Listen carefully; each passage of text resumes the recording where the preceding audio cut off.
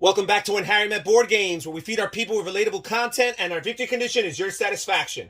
I'm Harry, and today we have another playthrough and review. Today I'm going to be playing through and reviewing this game right here, Escape the Minotaur's Maze by Twin Moon Games. Full disclaimer, this is a paid playthrough and review. For more information on the game, check in the description box down below for details and a link. Now, Escape the Minotaur's Maze is a game for 2 to 4 players, recommended age of 10 and over, with an estimated game length of 30 minutes. And this is what the game looks like set up for 2 players. For the purposes of this video, I will be simulating a 2-player experience. As I just finished mentioning, this game can play up to 4 players. And the layout and the setup will be different according to that player count.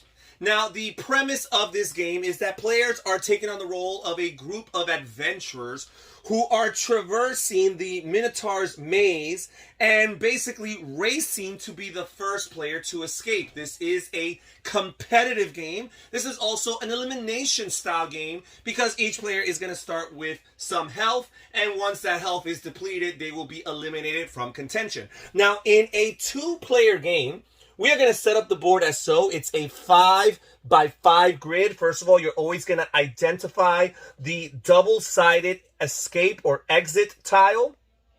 And then we're going to surround it with an additional 24 tiles face down in order to make this 5x5 grid. There are 88 different tiles or cards, maze cards, that the game comes with.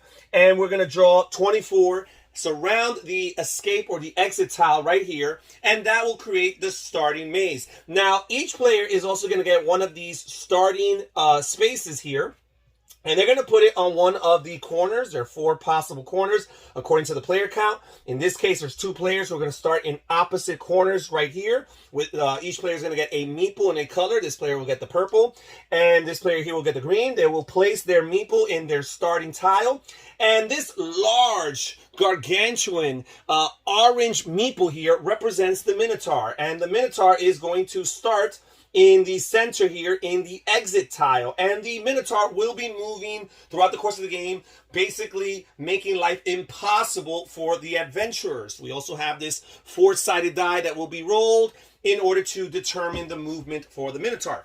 Now, the remaining tiles that are not used for the setup will be shuffled and set aside, and this will be the draw deck. Players will be drawing from this deck in order to have tiles in their hands, which they're going to use in order to manipulate the maze to their convenience. At the beginning of the game, each player is going to get 4 of these maze tiles to form their starting hand. You got different types of corridors and crossways or intersections here that you can use in order to play and again manipulate this maze to your advantage. Each player is also going to get a player character that makes them different from each of the other players around the table. So this player here is going to be the engineer, and this player here is going to be the mage. The game does come with other characters. You have your fighter and your rogue. Very important. We're actually going to be playing the basic form of the game. There is also an advanced form of the game, which comes with these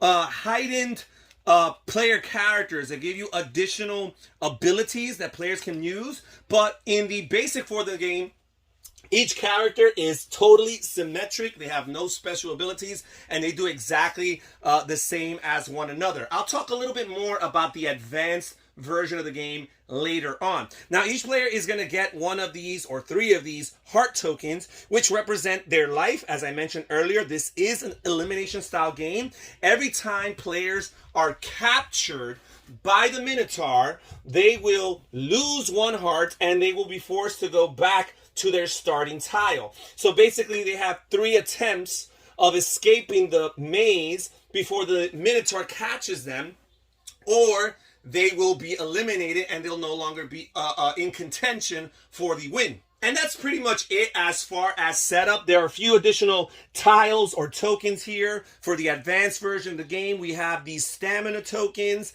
and these Chalice tokens. And again, I'll talk a little bit more about this later on in the video. So now we're going to simulate a few turns to give you guys an idea as to how the game plays. We are going to randomly determine the turn order. Players will randomly determine who will go first, and then play will proceed clockwise. For the purpose of this video, we're going to start with the engineer, who will be the left player over here, and then we will play with the mage, which will be the green player over here, and we'll alternate back and forth. Now, these little cards here that tell you the character's name, in this case the engineer, they also serve as player aids. The back of the card here tells you all the things that you do on your turn, in particular here for the basic way of playing the game. Now, the first thing a player does on their turn is they explore an adjacent tile. So at the beginning of the game, there isn't really much of an option, but as the game progresses, you're going to have 2, sometimes 3, sometimes maybe even 4 potential tiles that you can explore depending on where you're at. So this player here, you're going to explore a tile that's adjacent. There's only one tile that's adjacent to this starting tile here.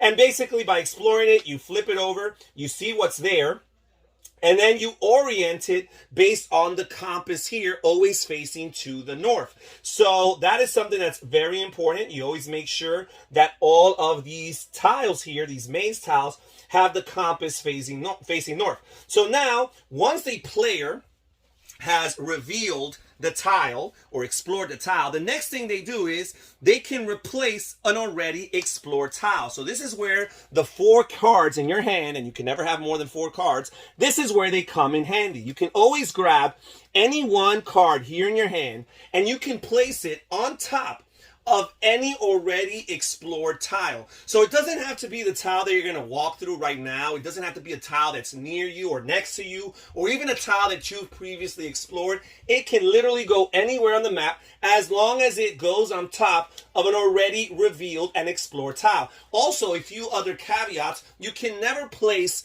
a tile on top of a tile that already contains another hero or adventurer, or on a tile that contains the Minotaur. Those are illegal spaces for you to place these tiles. And just like when you explore, once you place these tiles, you always make sure that you orient them with the compass facing north. So we are not going to place any tiles right now. This part of the turn order, which is simply going to bypass. And we're going to move to the third phase in a player's turn, which is where they can move one space, exactly one space. You're being very cautious in your movement, in your motion here. You're not, even though this is a race game, you're not speeding through the maze because you do not want to attract the attention of the Minotaur. So in this case, you only move to one adjacent space. Again, early on in the game, there aren't many options as far as that's concerned. Now, the key to movement is you must make sure that the tile you move on to is a legal movement. And that's where these cards come in very handy, the cards in your hand. Because if for whatever reason you don't have a legal option, you can always replace one of those tiles right before you take your movement. So in this case,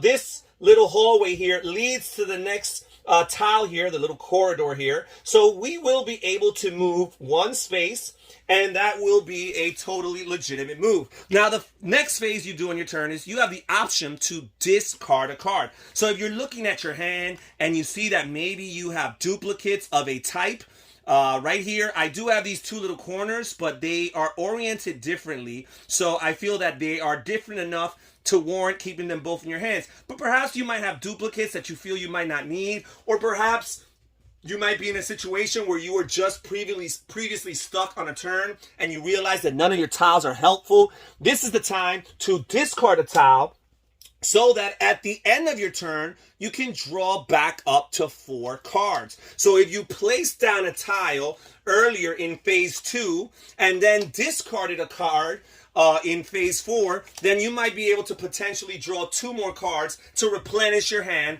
to its full complement of 4 cards. So that's something you might want to consider, especially later on in the game when it's very crucial and you're going to need very particular tiles to place down to your convenience. So once a player is done with all 5 phases of their turn, then we're going to trigger the Minotaur phase. And the way the Minotaur phase works is the player to the right of the player who previously went is going to control the Minotaur. The first thing they're going to do is they're going to roll this 4-sided die. So we're going to roll this die here, and we rolled a 4. And based on the die roll, that will determine the direction, the compass direction in which the Minotaur will proceed to move. So if you roll a 1, the Minotaur will move north. If you roll a 2, the Minotaur will move eastward. If you roll a 3, the Minotaur will move southward. And if you roll a 4, the Minotaur will move to the west. So because we rolled a 4, the Minotaur is going to move westward. Now, there are some special rules to keep in mind as far as the Minotaur's movement is concerned. Now, the first thing to keep in mind is that if the direction in which the Minotaur was to move, the next adjacent tile is unexplored, then the Minotaur cannot move. And early on in the game, all of the tiles adjacent to the Minotaur are unexplored. Therefore, the Minotaur is not going to be moving for quite some time. Now, we'll talk more about the Minotaur's movement later on in the video, but now we're going to proceed to the other player here, the green player. And again, for their first turn, for the first phase of their turn, they're going to explore the adjacent card, this one right here. They're going to flip it over and see what it is. And again, you make sure the orientation is always facing north. Then, if they want to, they can play one of these tiles. And there's lots of things they can do. They can place it in a way that helps them. They can also place it in a way that actually hurts or is detrimental to one of their opponents. Now, if they do place a card on top of another tile, again, it has to be one that has already been explored. That is one that's already face up. So after the explored phase and after the opportunity to replace a tile, then they have the chance to move. And they're going to move one space to an adjacent tile. And then again, for phase 4, if they so please, they can choose to discard one of these. These all look different enough. You have this little T-junction here, but again, they're oriented in different ways. And because of that, we're going to keep both of them. And now they are done. Again, the player to their right would roll for the Minotaur here. But again, the Minotaur is not going to be able to really do much because none of these spaces adjacent to them have been explored as of yet. Now we'll go back to the purple player over here, and they have some options as far as which tile to explore. We're going to choose to explore this one right here. And okay, so that's what we've got right there. And again, if they choose to, they can place a card down on an already explored tile and choose to change it. I think we're going to leave it at that. And we're simply going to move adjacent one tile. And for now, we're not going to discard any cards or replace any. This player is done. We'll move back to this player over here. And they will explore this tile. They don't have an option because this tile here, even though theoretically they can explore it, they wouldn't be able to move there because this does not allow a pathway into that direction. So instead, we're going to reveal this card here. And right here, you see that there's a problem. We have this little corner here, and there's no pathway for the player to move from this space to another. And this is where these cards come in handy. So now this player here, they're going to look at these cards. And again, remember, you need to make sure they're oriented to the north. So they're going to place this tile right there. And now all of a sudden, they're going to be able to legally move one space into this space right here. And they are done. They will not discard a card, but because they have fewer than 4 cards, in this case 3, they'll be able to replenish and draw back up to 4, in this case 1 additional card. So now they're back at 4 cards. Now this player here is going to go again, and they're going to explore this tile right here. Okay, and now they are not going to place any of their cards down. They're just simply going to move right here, and they're going to stay put for now. Back to the green player over here. They're going to explore this one here. And now they're going to move adjacent to this spot right here. Okay, back to the purple player here. And they will explore this tile here. And it's not looking very good in the sense that this card here is going in this direction. Here's the thing. Now that this card has been explored, and this card is adjacent to the Minotaur, now things are going to start getting interesting. And this player here might not want to move to this space and make themselves vulnerable to the Minotaur, because if the Minotaur happens to go in their direction, then the Minotaur will very likely take 1 health from them. And remember, once you lose all 3 of your health, you've been eliminated. So for their adjacent move, they're actually going to move back in this direction here and stay relatively away from the Minotaur for the time being. Okay, so now the player is done, and again, at the end of the phase of the player, that is when you have the Minotaur move phase, and the player to the right, in this case is a 2-player game, they're going to roll the d4 here, and again, we rolled a 4. So again, for a 1, you go north, for a 2, you go east, for a 3, you go south, and for a 4, you go west. And it just so happens that this tile here is unexplored, or is explored. So now we can talk a little bit more about the rules as far as the Minotaur's movement. So as I mentioned earlier, the Minotaur has to stop moving once an adjacent space is not explored. So for most of the game so far, the Minotaur has been unable to move. However, now the player is going to start, or the Minotaur is going to start moving, or the player who's controlling the Minotaur is going to start moving them in the direction. And unlike the human players, the adventurers, who only move 1 space per turn, the Minotaur, in theory, can keep on moving indefinitely until something makes it stop. One of the things that makes it stop, as I mentioned, once they reach a spot where the next tile in that direction is unexplored, that stops their movement. Also, if the tile, if the direction in which the Minotaur is supposed to move does not have a pathway from the starting tile, then they're not going to be able to move. So in this case, this is the exit tile, which is actually a 4-way intersection. So each 4 directions have a pathway, so that's not going to be a problem. However, typically speaking, the human players would not be able to move through a pathway if the next tile does not connect to that same pathway. However, the Minotaur is able to do what the game refers to as warping reality. So what that means is that the Minotaur can actually rotate the next tile, the tile that they're moving into. They cannot rotate the tile that they're starting from. This one is totally dependent on an eligible pathway that connects in the direction that they are supposed to move to. But the tile that they're moving into, they can rotate it to their favor. Right here, they're going to do that. And in this case, they can bypass and ignore the compass. This is the little cheat here. The Minotaur is able to basically ignore the compass. And then they're going to move into this space. And now the Minotaur will be forced to stop because they have to keep on moving in the direction that they rolled. In this case, they rolled the west. But they're going to have to stop here because they're no longer going to be able to move to the west for 2 reasons. One, they do not have an eligible pathway connecting to the west. Second of all, the tile next to them or adjacent to them is face down and it's unexplored, so they wouldn't be able to move in that direction anyways. So now the Minotaur is done moving, but they are on the loose, and this purple player here has to watch out. So now we'll move on to the green player over here. And the green player is going to explore a tile. And if they explore this one, that's a little bit dangerous because if for whatever reason the Minotaur rolls a 2 and they have to move eastward, then very likely they will be able to get this meeple here or this adventure and make them lose a heart. So instead, they're going to explore this tile right here. And it's a straight pathway. Unfortunately for them, it's not going to give them access to the exit tile.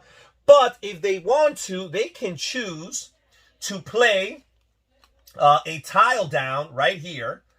And let's see what they're going to play. They're going to play, let's see. They can do this right here. No, that wouldn't work. This one right here. They'll do this right here. And they could orient this facing to the north. And now this player here would be able to move over here, 1 space adjacent. And now they can draw a card in order to replenish their hand. And now the green player is done with their turn, and the purple player will roll for the Minotaur movement here. And they're hoping for an eastward movement to really make this player sweat a little bit. And they rolled a 3.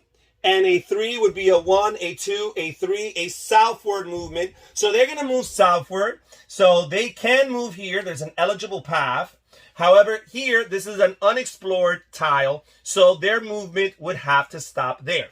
So now this purple player here is going to go, and I don't think they're going to do anything on their turn. Most of these actions here are optional. You can choose whether or not you want to explore. You can choose whether or not you want to replace the tile. And you could choose whether or not you want to move one space adjacent. Now, for the most part, doing these actions are going to be to the benefit of the player. But there might be some situations where they might not want to do some of these things. So I think exploring this tile is irrelevant because I'm not going to be able to move in that direction.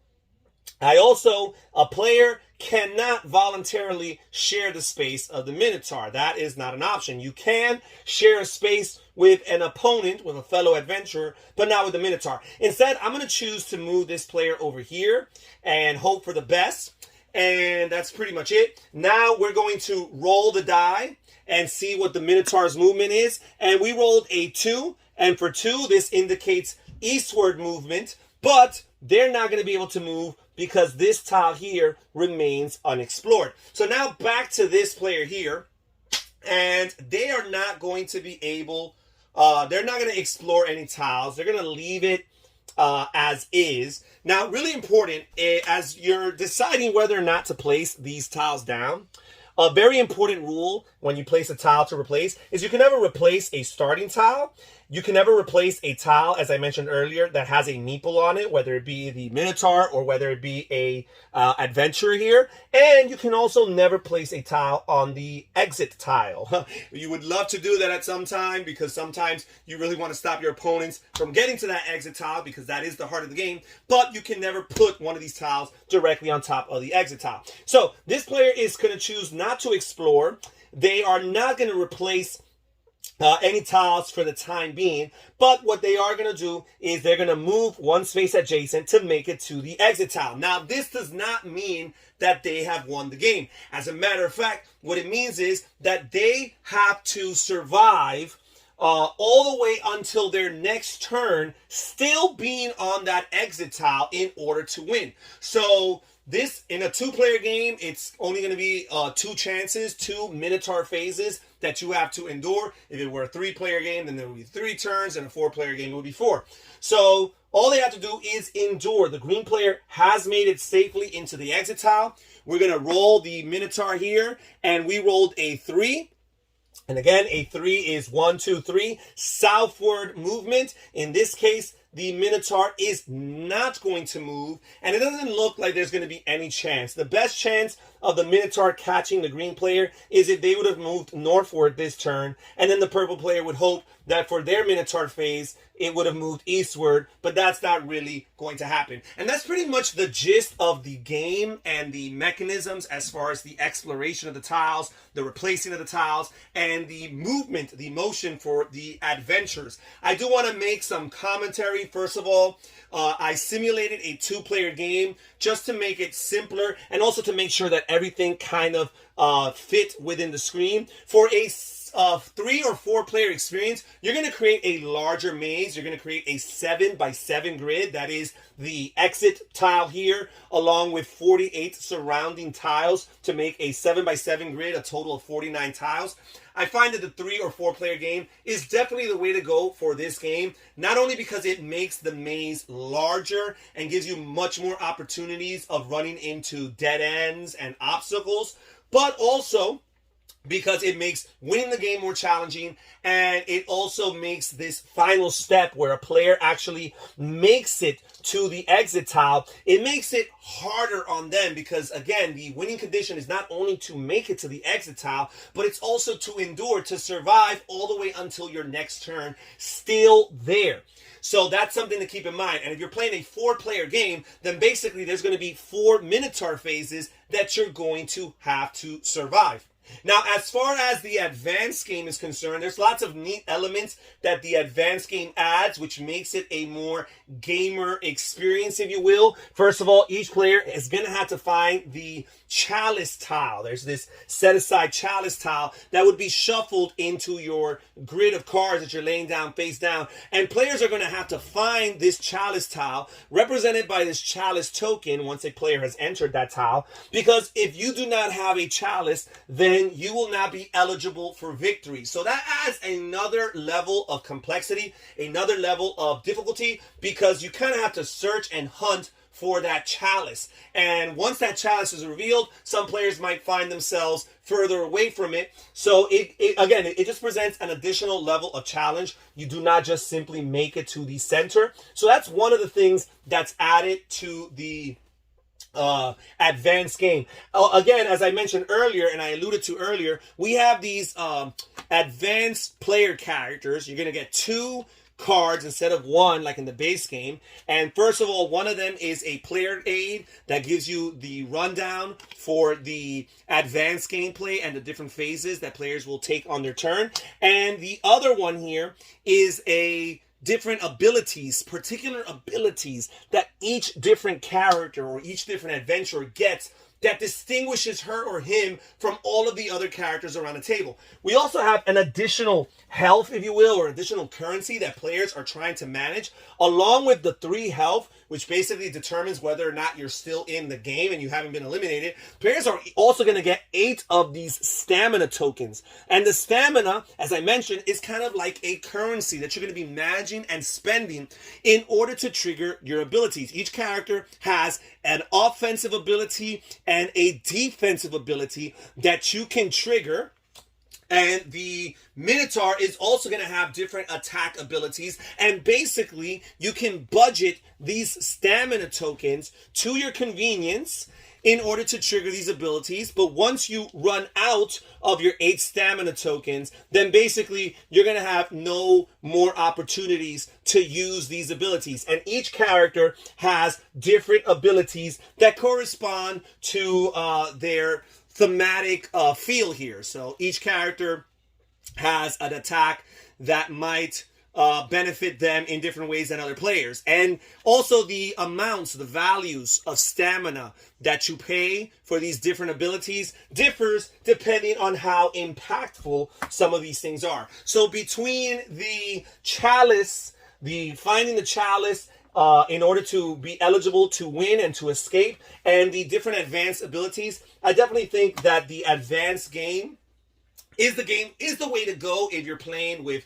more experienced gamers. However, if you want to play this game on a more casual level with non-gamers or even children, I find that the basic game is the way to go. However, I do think that this game, as I mentioned earlier, shines at 3 or in particular 4 players. It feels a little bit more chaotic, which for this type of game, a maze puzzle game, that chaos actually is a plus. It's a benefit, and also it just makes it a little bit more challenging because you have much more paths and angles that you will traverse throughout the course of the maze. So again, this is a really cool game. If you like puzzles, if you like the idea of a maze, if you like fantasy and minotaurs, this is a game you absolutely have to look into. I give it a thumbs up. Check in the description box down below again for more details, information, and a link.